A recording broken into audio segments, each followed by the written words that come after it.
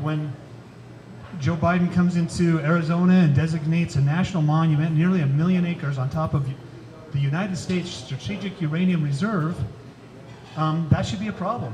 And since all that uranium comes to the mill in Blanding, where I'm from, it's definitely a problem for Blanding, but it's a problem for the United States. That very same day, FBI roll into Provo and shoot a guy in his home, 75-year-old Craig Robertson. There's got to be questions asked. And when you can't ask the questions, if you're castigated for even asking the questions, there's a problem with that.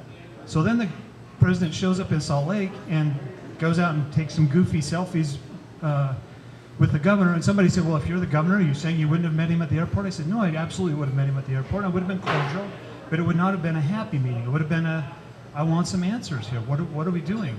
But instead, it seems like we have the rhetoric that we're going to stand up to the federal government on these agency decisions, but we turn right around and play right into their hands. Another case in point that's happening in the last year or so. The Great Salt Lake is really important to people up here, and it's really important to Utah. I don't think there's anybody on the legislature anywhere that says, who cares about the Great Salt Lake? We all care about it. So the legislature, some specific legislators got some legislation passed that allocated $40 million for preserving the Great Salt Lake. So you're voting on these things, you're saying, well, what does that mean? What are we going to do with $40 million? How does that raise the lake levels? Well, what we found out not too long afterwards is $40 million was given to the Audubon Society and Nature Conservancy to go and purchase all the water rights from the ranchers. And we're saying, so this came up yesterday in the meeting for the appropriations on the Natural Resource Appropriations Committee, and they kind of alluded to that, and I said, well, who are the contractors that receive this money?